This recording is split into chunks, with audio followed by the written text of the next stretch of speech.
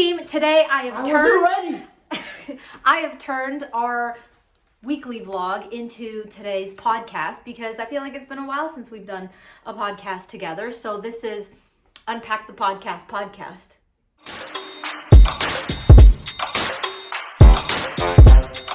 Unpack the back. What? Unpack the Podcast. Unpack the podcast.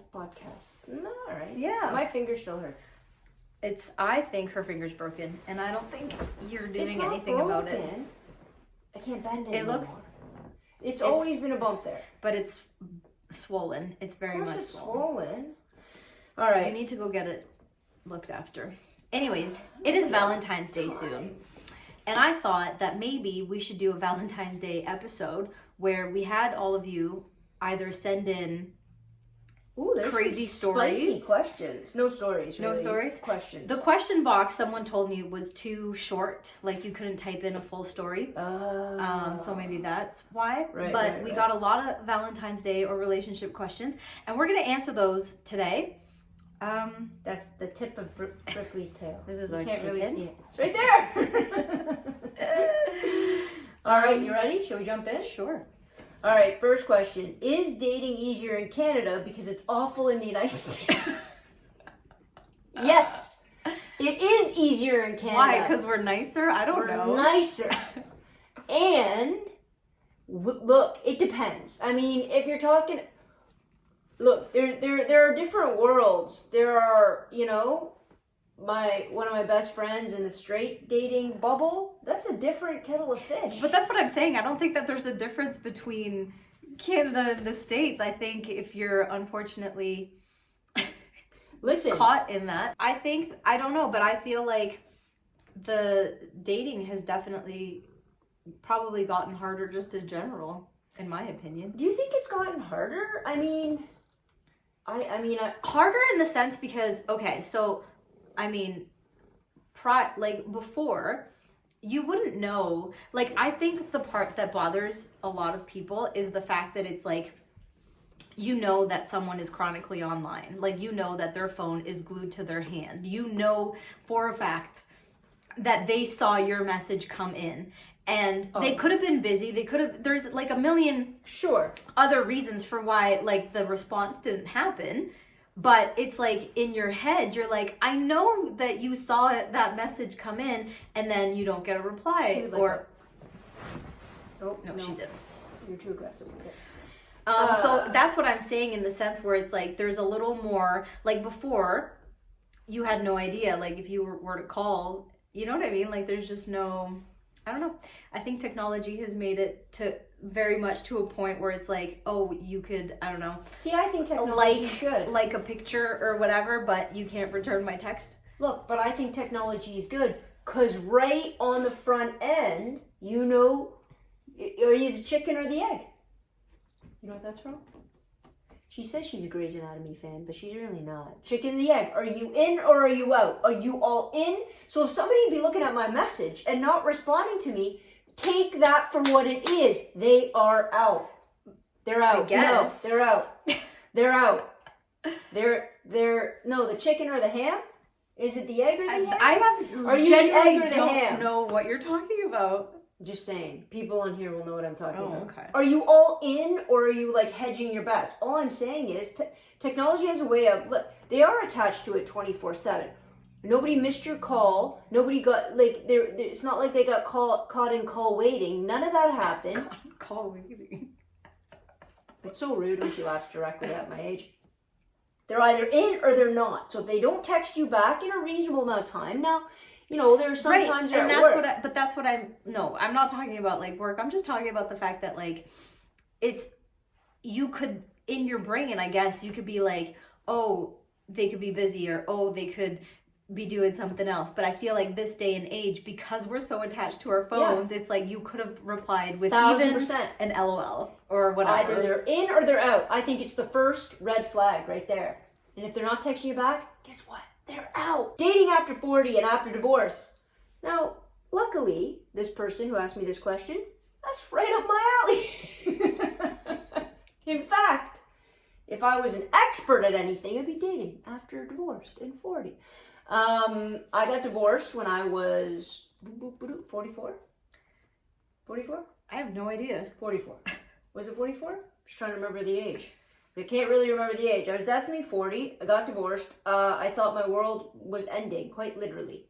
And without going through all of the rigmarole, I thought you'd like that one. I'm going to say this.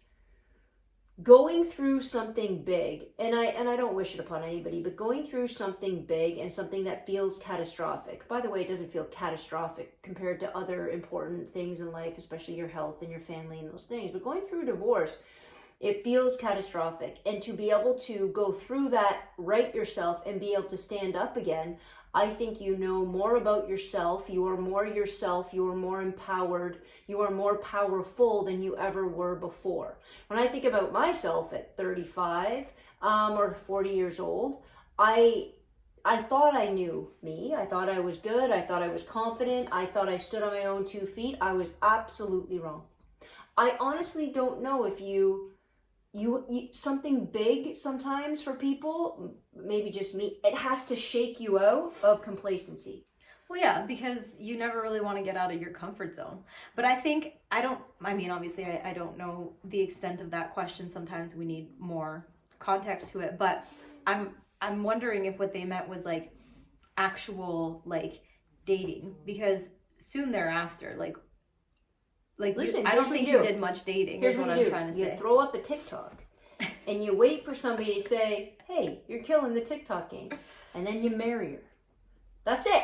That's the Finito Michelito. To be honest, you put yourself out there. Yeah. You talk to as many people as you talk to. You do things that you love, that inspire you. You do step out into the real world, even though I think there's validity in finding connection and people that have common interests online. You step into the real world, you do things you love, and you empower yourself, and I promise you it'll make its way. I also think you should try new things though, because sure, let's say that you're coming out of like you said, divorce. You get used to doing like whatever it was that Absolutely. You were doing, and you kind of get into this routine, but like just, you could always pick something new up, and then you never know. You might like it, you might change, you might be like, oh my gosh, this is actually me. This is who I am. We ready? Sure. Okay. Why do they come back and expect you to welcome them back with open arms? Want me to answer that one? Sure. Because you let them.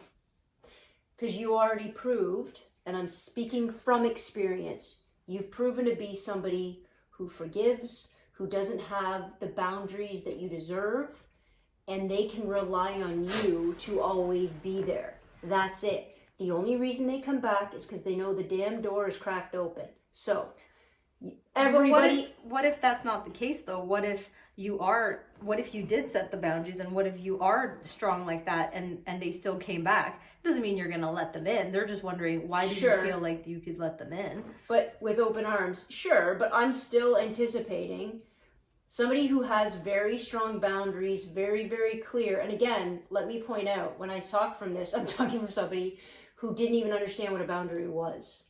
So I'm not the person to be like, this is how you, like, at this point, I get it more.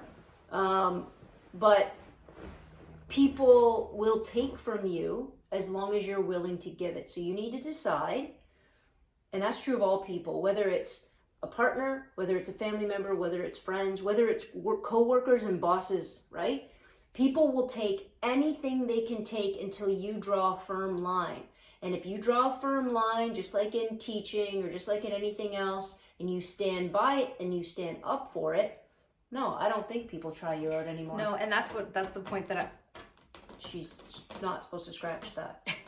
That's the point where I was going to get with that, is that if they do like come back or whatever, and they do expect that, I think that it's probably because there wasn't a clear boundary set. That's because but you can have your own clear boundary in your head and not verbalize it and not say, no, this is what's up, and like you just put an end to it. But in your brain it's clear, and then you're shocked when they come back and you're like, no, but it's probably because it wasn't said. Like, I think if more, if you're setting if you're setting a boundary, you have to say it. Well, Or that's else- what I'm saying. Yeah. If you haven't said it, you haven't. If you haven't said it, you haven't said it. Correct. You haven't said it. If you haven't verbalized it, you haven't set it into motion. Period. So if you're not strong, or you're not aware enough, or you're not capable of having those kind of communications, I don't think you have said it. I don't care if it's in your head. It doesn't mean as much until it comes out of your mouth. Well, that's what I'm saying. I'm saying if you're trying to set a boundary, you have to say it. That's what I'm saying. Do you think people give up too easily? No. Grammar 101. I think it depends on the person. It's one of those things where if you like I said, if you have a set of boundaries and you have your what do you call it when it's like you do that and it's an absolute no? Deal breakers. Deal breakers. If you have your boundaries, you have your deal breakers, you've expressed them, you said this, this, and this, and then it happens, and then it's one of those things where it's like you could give another chance, you could whatever, but like your line was crossed and you're allowed to end it right then and there. I don't think so. Sure, but I think what they're more getting at is long-term relationships and marriage of any kind, again, partner or friend, or work. They're work, and it's not super easy, and it's not, everything isn't always roses. And the idea is when you commit to somebody, what am I committing to? I think it's also problematic what people think of as love. I think they classify love more as infatuation. So when they say the love has dwindled, I disagree. I think it never was necessarily love in that sense in the beginning. I think if you love somebody, then you can grow with that love, and it gets better and it gets better. It shouldn't get less. You shouldn't love somebody less 2 years, 3 years, 5 years down the road because you know them more. Now if it's the wrong person, you're supposed to leave. Well, that's true, yeah. Right? It's true. I think we put so much, I also don't want to say, will you stay in no matter what? That's stupid. Again, that's having no boundaries. People that say crap like, no, you get married, that's it. Anna and I are getting married. I love her to death. And we will both say very openly that we want to be together. We want to be together forever. But if we weren't together, we'd both be fine. Can you say that sitting in front of your partner? Because that's a power to say. To say to somebody, I would die without you, dude, go to a therapist. You shouldn't. You shouldn't die without another person. You shouldn't be incomplete. You shouldn't be catastrophically damaged. You should maybe be hurt, be sad, miss that person and want that person, but you shouldn't be down and out. Right? Mm-hmm. Although I don't know who would talk to you about politics if you left me. It'd be so boring. Be serene. All right. How do you get over a narcissist that you loved but you had to leave? The reality, I think, about being with a narcissist in the first place has nothing to do with that person. It has to do with your relationship pathology. Vanessa's going to be so mad she wasn't a part of this conversation. That you established when you were younger that you probably saw in your parents. From one or both of your parents. So I would argue that it's not about that other person. It's about you figuring out what you're drawn to, why you're drawn to it, and what that pathology is that you learned at a very young age that you are trying to work through or you are trying to replicate as an adult. Because if you don't figure that part out, it will just keep circling, right? And that takes a lot of work, and I think it's sometimes very painful. The cat's jumped up on the thing and cleaned her foot. She's going to sell her feet pics. What a cat. All right, this is a good one. What do you do with very different political views inside long-term committed relationships? You don't talk about the chicken. What do you do? I think you talk about it. I think there's a big difference, and people have said this very clearly. There's a big difference between political opinions and basic values. If your basic values are at odds, I don't think it's going to work. Stacy, Green Living. I'm just going to say this. Stacy, Green Living, we're not answering your question. Best advice for not holding on to old fights. Ooh, it's a good one. It is a good one because it is something that you like naturally kind of go back to because you're always like, yeah, well, remember when you did that? Chicken. I have never brought up the chicken fight. That wasn't me. Well, we usually like talk, we don't let it build up. Like we talk about it right away and we fix it right away. I feel like. And then we do have some though A couple that linger. leftovers. Yeah.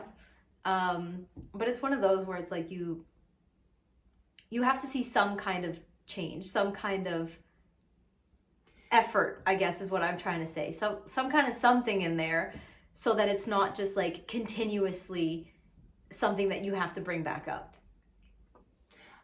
I think if you having a fight is, product of every relationship, but if you don't have a resolution, if you don't work it out, if you don't figure it out, if there's no conclusion to the fight in that sense, and you don't figure out how to come to terms and how to come together at the end, then of course you're going to always bring it up. The only reason you're always bringing it up because you didn't solve it in the first place.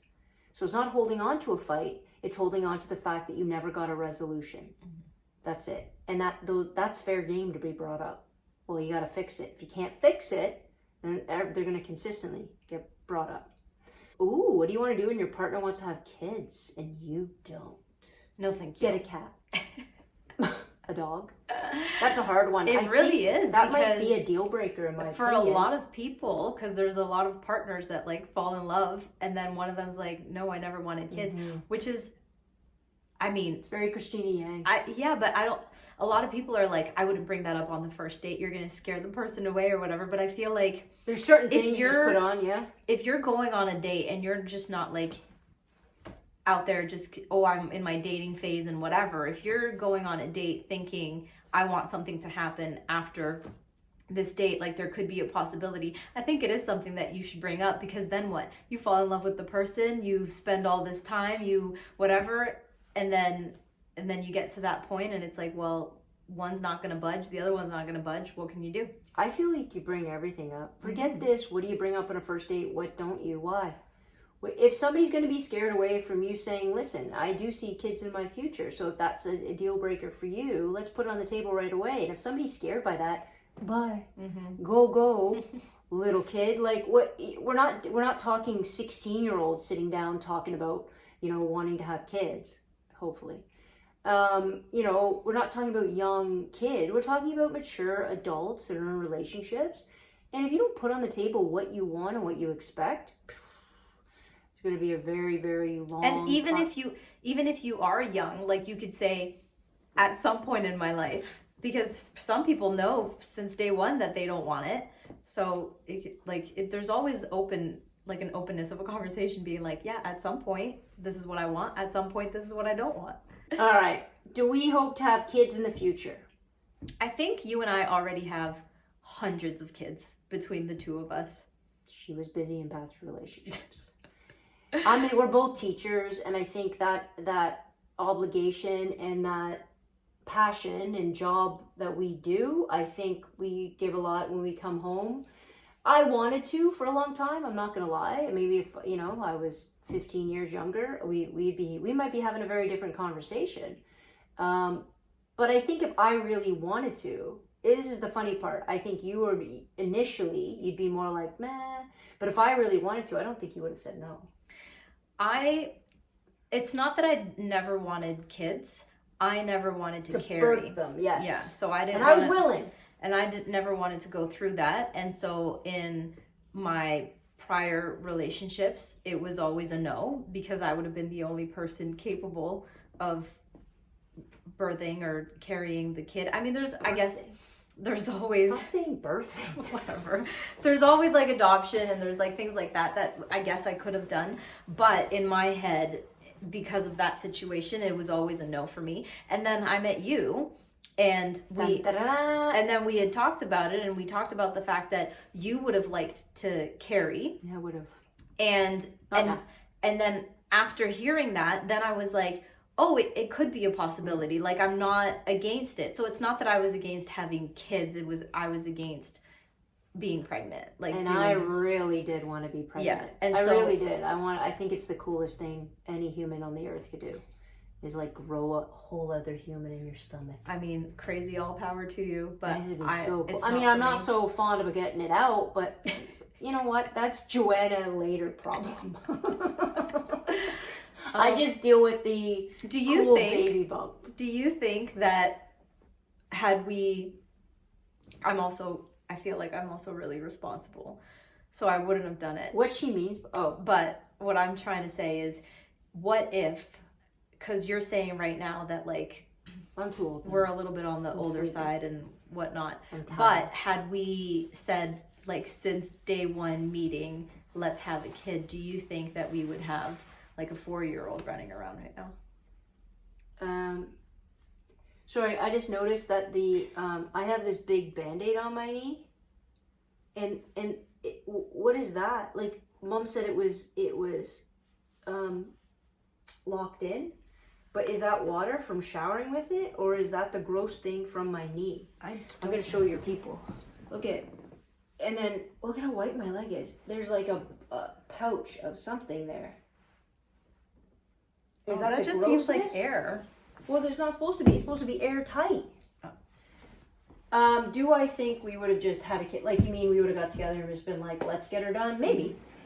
You're more, when she says responsible, what she means is fiscally aware. I tend to be more loose with my money. So yeah. I don't know. I think we would have, but I think now not only is age a factor, because sleepy and both of my shoulders hurt, but and again, finger. We have jobs now, and I have these incredible opportunities that I get to do and Anna gets to do, and travel is a part of that, and you know, what I want to do in the future doesn't necessarily make a lot of space for having a kid. And if I was to have a kid, what I do know, outside of Anna saving all of our money, would be they'd be my priority. Yeah. And right now, they wouldn't be. And so I would never choose to have a kid in that situation. Facts. What about dating in your 60s and 70s? Do it. Have at it. Do it up. Guys, be exactly you. Ask anybody out, like talk to anybody, be safe. But you're at a point in your life. Fun. Like, I know so many 60-year-olds that are like, they have a bit of money in their account, they get to do really cool things, and go have a good time. That's what I'm saying. I'm saying go have a good time. Like, maybe you have, maybe you haven't, I don't know, but it typically, like, you've done the settle down, you've done the whole thing, whatever, and now just go have a good time. Like, go meet different people. In my opinion, go do it. How do you handle finding out a partner lied to you and they refuse to admit it? Bye. That's the end of that. Honest to God. If somebody has lied and you know they've lied to you and they refuse to admit it, because some people, you know, can get caught in a lie and do something stupid and the other person. Okay. Sorry, I didn't understand that question. Yeah, but in my opinion, if they're not going to admit it, that's just the tip of the iceberg. Mm-hmm. Sorry if that answer blows, because that's a hard answer to hear. I'm filming on my phone right now, but I had a question. Someone was saying that they were in a long-term relationship, and then that relationship ended, and they realized that they needed to work on themselves, and so they went to therapy and they did the whole thing, and they feel like they now know themselves better, and they're, you know, doing the whole working on myself thing. And then now that they've done that, they're trying to get back out there and dating and whatever. And now they just feel like they're constantly getting ghosted. So they're just asking for advice on what to do when you've done the therapy and all that, and then you go out and it's still not working because you keep getting ghosted. Here's the deal. I don't know how you're meeting people, but I'm going to say it's probably online. And you're just rolling the dice. You're not meeting good people. You're not meeting quality people. So the fact that they ghost you, consider that a blessing and move on with your day. The ghosting, the therapy should allow you to understand that somebody else ghosting you is a godsend. And it's not about you. Have a good day. Mm-hmm. Yeah, you know, move on.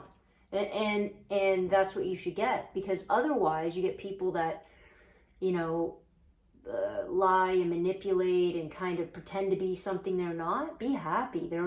You're probably putting a lot on the table, I would expect, as somebody who's been through it, and you know, and you're like, here are my 10 things, and that other person's like, I haven't gone to therapy. Cool. Let them go. Yeah.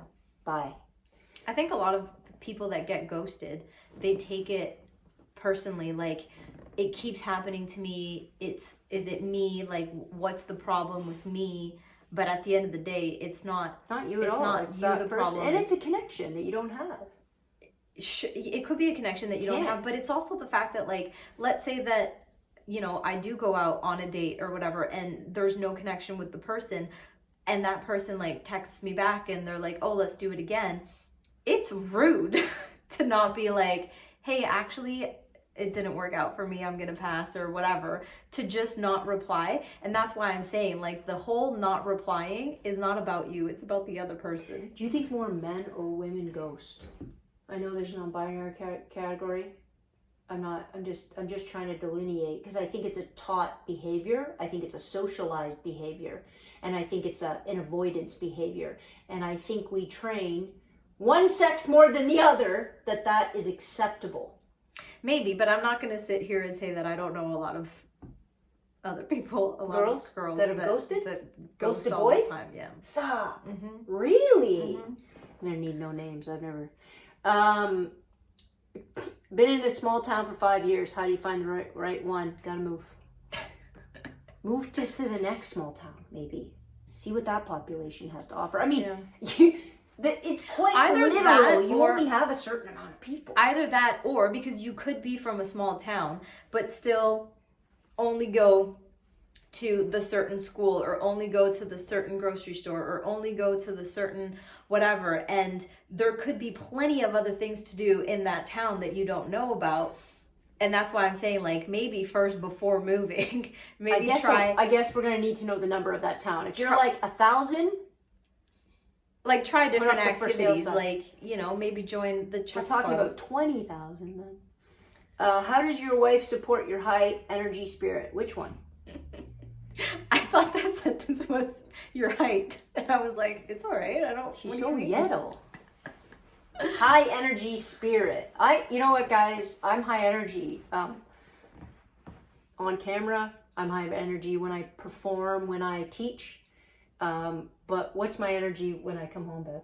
She sits in bed and watches TV. Quiet. Yeah. And usually I rewatch things that I've already seen. I'm usually the one that's like, let's go out, let's go do something. Let's go to activate and hurt your shoulder again, Joanne. And also, not to mention, so maybe this question is about me, maybe it's how you deal with me, but it's one of those things where it's like, I don't necessarily, maybe I am an introvert. I don't necessarily think that I'm an introvert. I think that I'm an introvert with people that I don't know. I just feel like if you get energy from big social engagements, the answer's no, my friends. Just so you know. I guess what I'm trying to say, it's not like she dislikes it, but she'll sit in the corner of a room. We're gonna go to a party later tonight. There'll probably be 40 people there. Anna will be in the corner of the room like this, completely happy, mind you, not like shy, like she's uncomfortable, just like, until there's a better conversation happening in the room. I'm gonna scroll. Yeah, if I'm not interested in the conversation. No, but what I'm saying is I feel like once I've, like, opened up, and, like, I don't know, a lot of people have told me this, that to the outside I seem like closed off or whatever, like maybe I won't necessarily join in on every single conversation, but once we've established, like, some kind of friendship, and once we're in, like, a space where all parties are mutually interested in, like, what's going on and whatsoever, is that even a word? Anyways. Yeah. You know what's not a word? What? Anyways. That I just, like, I'm a different person. Okay, guys, if you meet Anna in public, okay, I'm going to give you the Cole's notes to what do you talk to her about. Are you ready? Crystals, aliens, and connected to that, but a little bit more pop culture, Roswell, or, and this is a secret, I'm just saying. You know any weird facts about Barry Manilow? Bring them on over. But like, She'll I talk can to you talk. forever. I can talk, and you say I'm funny all the time. I just don't think that people see that I'm funny. That's all. People don't see you're funny because you're dead quiet. That's what I'm saying. So once you give me a minute, and we've kind of established a certain rapport, then I How can long be have we funny. been together? Almost 5. Almost 5 years, guys. And we've gone to Lou and Stacy's, I don't know, 317 times. And I'd say it was around 298. Around 298.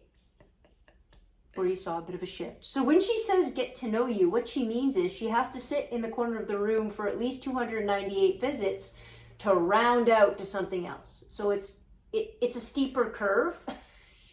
But it's there, and eventually happens. it happens. When are we getting married? This summer. This summer. Someone asked, how do you meet lesbians? Oh. L-word conventions? Is that a thing? No. Yeah, it is. Sure. You can go to Comic-Con. Comic-Con's a pretty good place, by the way. A lot of lesbians at Comic-Con. I'm going to say Home Depot.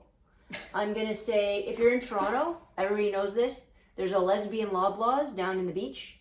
No joke. If there's Toronto people listening to this, in the comments, put, I know that Loblaws, because... I feel like, I any mean, I hockey, you take up hockey. If you yeah, suck, that's what I was fine. going to say. Like, I don't know any spaces of like bars or whatever, but I'm sure that there are. But if you don't want to go like the bar route. Oh, I didn't even think. I didn't think about being up past 10. But yeah, certain sports might have. And in all fairness, guys. But also social media. Yeah. Like, it's. But I also want to say this. I think everybody's just one conversation away from being gay anyway. So choose wisely. And I feel like, before it was, maybe I'm using this word wrong because I use a lot of words wrong. But I feel like before it was taboo, I guess, when you would say like, oh, I used Plenty of Fish or I used, not necessarily social media, but like a dating app. Sure. To find someone. But I feel like nowadays it's like no longer taboo. And there you have it. Like, but you know because what? you have to write the profile, you have to do whatever. But that's why people get ghosted, I think. Because if you're rolling the dice like that, you're really rolling the dice without getting a vibe of a person. Trust your gut. You know what I mean? Like, you know what your gut is telling you about that other person. Some people choose to ignore it and hope for the best. Stop it. Yeah, but at least the meet part is happening. I think people. But that's what I'm saying. People just don't know where to meet. But you can meet anywhere. Again, every woman at least one gentle nudge. That's it. That's all. What do you think relationships are meant for in this lifetime? I don't understand what you mean. Someone asked. I wish I could read it word for word, but I can't. It was something along the lines of like, why do you think relationships, like, what do you think they're meant for? I'll give you my answer, and then maybe you can understand what the question is. I think that they're here for, this is my manifesting in spiritual and learning about parallel universes and so on and all that kind of stuff. Well, I'm just saying, like, that kind of train of thought is where I'm going with this question. I feel like every person that you meet is either showing you anything. So I was going to say teaching you a lesson, but it doesn't have to be a lesson. It could just be you're learning something from them, you're whatever. So depending on, it doesn't have to be a romantic relationship. It could be this friend was put into your life and this friend brings you this, or this friend shows you this, and then it's just made for you as a person to evolve and become a complete person, I guess, experiencing different things from what life can bring within different people that are presented. Interestingly enough, that answer didn't help me at all. I think relationships are the reason why we exist. I think that it's not what you accomplish, it's who you impact and who impacts you. And I think the more intimate, connective kind of relationships you can form, the more fulfilled and the stronger and the braver and the more impactful of a person you can become, because everything that we do in this world matters and it ripples out. So the more ripples that you can cause, and the more that you can sort of understand about what it is to be connected and to be and to grow together and to support each other and to still have an individual existence, all of that is about balance and social community. And I think that's the only reason we live. All right. Well, if you haven't done so already, make sure that you ask your partner to be if they want to be your Valentine. I already did. What? She said yes. Okay, I'm going to take off my Band-Aid. Okay, so I'm taking out my Band-Aid. I'll talk you through it. Taking off. I bet you nothing's going to be there. I don't know what that is, though. I don't know. It's just air. It's just maybe an air pocket. Yeah. Now, the inside of my Band-Aid looks like it's infected. Does that look infected? No, it's just dry. What's that? That's not good color. No, but it's not there, so that's fine.